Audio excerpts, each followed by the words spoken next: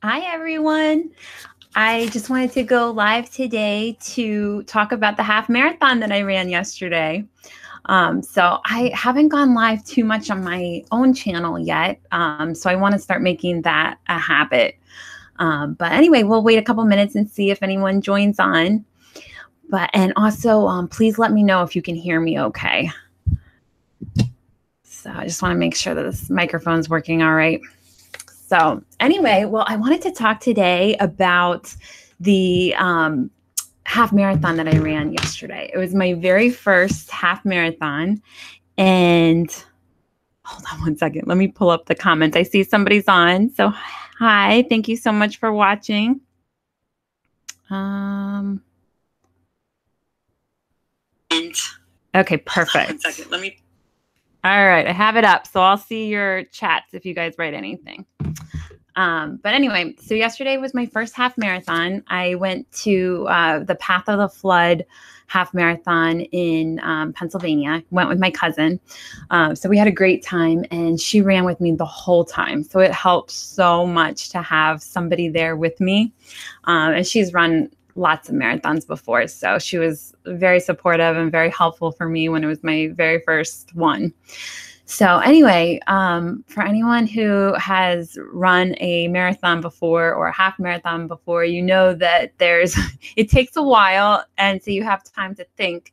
So one of the things that I was thinking about was how similar it is to be making goals for exercise as well as for business. So I kind of wanted to dive into that today and talk about the similarities that I found. And I want to hear your thoughts too, if you find them similar or completely different. I find them not only similar, but go hand in hand. So when you're working on your exercise goals, it helps your business goals. And when you're working on your business goals, it helps your exercise goals. And it's not completely obvious that would happen, but it really, I have found in my own life that it helps a lot. If your exercise goals are going well, your business goals start going well. If your business goals are going well, your exercise goals start going. They really go hand in hand. So I wanted to talk a little bit about my thoughts on that and why I think that is. But first, I guess the first thing is just to talk about what goes into making goals. So for this race, I set a goal of doing a half marathon. So I signed up for the race. I talked to my cousin about being in the race with me. So right there's two things. One, you're finding an accountability partner. So for business and for exercise, it really helps if you have somebody that is holding you accountable to make sure you do it. I wouldn't want to let my cousin down and then not show up for the race. So I had somebody there. I couldn't just back out of it. And I had a date set. So for both business goals and exercise goals, you want to have a specific date of when you're trying to accomplish this goal. So once I had the date, once I had the accountability partner, then it made it much easier to take the necessary steps to get ready to accomplish the goal. So as you can tell, it's similar to business. If you set a goal of a certain date of when you want to accomplish something, it makes it so that you're going towards that goal. And then if you also have somebody who you can talk to, somebody who knows that this is your goal. So if you have some kind of either business partner or just friend, somebody that knows you and your business and knows what you're trying to accomplish, if you tell them what you're trying to accomplish and what date you're trying to accomplish it by, the likelihood that you're going to accomplish that goal goes way up because you have a very specific goal and a specific date. So for this half marathon, I had the date, I had the accountability partner. So then it was a matter of breaking down the bigger goal into smaller steps. So for me, I haven't been a runner in the past. This was something that I didn't really even know if I could do. So it was a big goal for me and an intimidating goal. So I broke it down into smaller pieces and worked on it every day. So it's the same with your business. If you have some kind of big goal that you're working towards, you want to break it down into smaller pieces and then work towards that every day. So for the marathon, I downloaded the Strava app. I don't know if anybody uses it. You guys are welcome to find me on there and follow if you want. It helps because when you see other people doing their daily runs, then it makes it more likely that you might do one also. So feel free to find me on there. But anyway, I downloaded that. I started keeping track of my runs.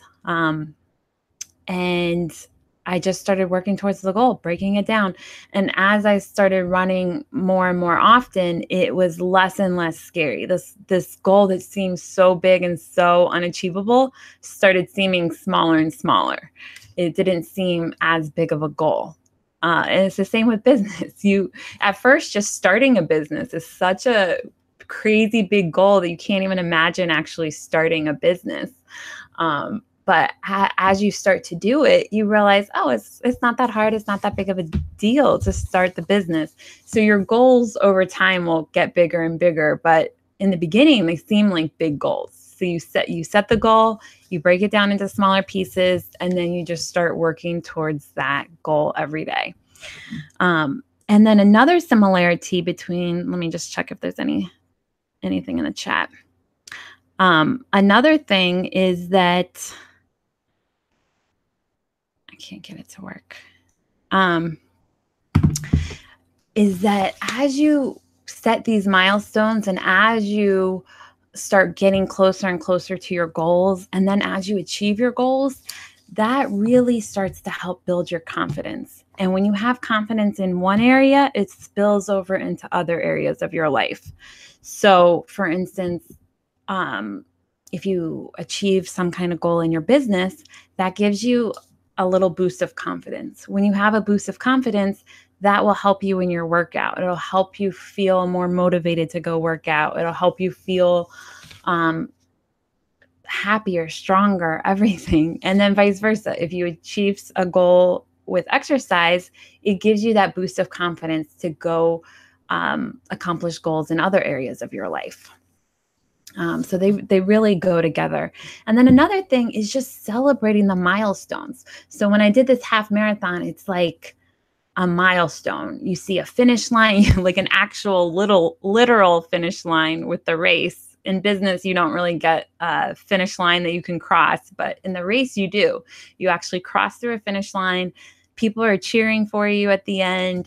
They give you a medal. They clap, they do this big thing. We don't always get that with our businesses, but I think that it really helps to build confidence. You feel good. You feel proud of yourself when you cross that finish line. And I think we should really try to do that in our business as well. I tend to not do that. I tend to just work every day and just always be striving for more. And I don't really take the time to celebrate each milestone as I achieve it. And I think that's an area I could work on. I really think that if you celebrate all the little milestones in your business, it gives you that little boost of confidence. It gives you that pride. It gives you a sense of accomplishment that you achieved another milestone. And yes, you still have a lot more you want to do and a lot more milestones you want to achieve, but just celebrate along the way, because when you celebrate in your brain, you're feeling pride. When you celebrate something, you're realizing that you set a goal, you achieved the goal, and it helps you build that confidence that you can do that again. So even though the goal gets bigger, it gets more complicated to achieve it, you've had all these little milestones that you have achieved, and it really helps give you the confidence to achieve the next goal. So I really think, I think we tend to look at what everyone else is doing. And for anyone who's watching this, I am working a lot on print on demand. I have a merch account and really working on t-shirts and print on demand and all of that. And sometimes when you look around, someone else might be ahead of you in your business. So they might have make more or have a bigger business. So it makes you not want to necessarily celebrate your achievements because other people have achieved much more. But I think that's the wrong way to look at it. Yes, there's people who have run marathons and mine was only a half marathon, but it's still an achievement for me. So it's good to celebrate it. And then the same with your business. If you get to the 500 tier, yes, there are people who have gotten to the 20,000 tier or 100,000 tier, but you can still celebrate the 500 tier because that's a lot of work to get there and you got there. So each little step in our business, celebrate it, be proud of it.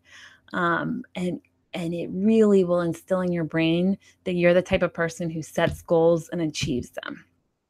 So if you take the time to notice that you made a goal and you achieved it, it registers in your brain that you're the type of person that sets goals and achieves it. And when you start to view yourself as the type of person who sets goals and achieves them, your subconscious naturally will start finding ways to achieve goals.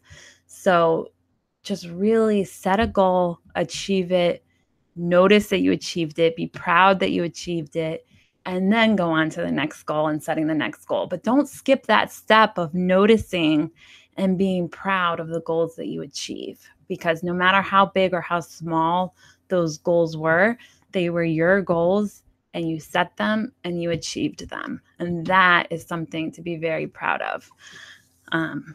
So anyway, that's the main thing that I just wanted to say. I felt proud doing the half marathon, and it's not, tons of people have done way better than that. So it's not necessarily that is some kind of big accomplishment. It's just that it was a goal I set, a goal I worked towards, and a goal that I achieved.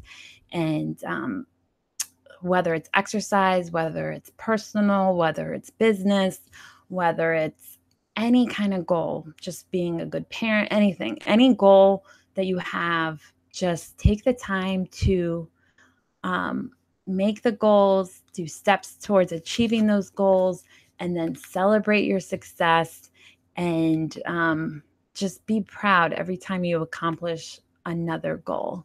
And that'll really help you in all areas of your life. They all mix together. So when you start achieving goals in one area, if you apply those same techniques and those same goals to another area of your life, you'll start to notice you start achieving goals in all kinds of different areas. So anyway, just please in the comments, just say something that you're proud of, some goal that you accomplished in your business or in exercise or diet or anything. Any goals that you've accomplished, any steps that you found have helped you. And also be sure to check out the Merch Money group. We have a YouTube channel. I linked it in the description of this video, so you should be able to get to it. And we go live on that channel every Monday night. But anyway, thank you guys so much. And I look forward to hopefully some of you guys following me on Strava so we can all work towards our running goals together, or exercise goals in general. And then business goals, you guys will keep hearing my goals on the Merch Money channel. And thank you guys so much for watching.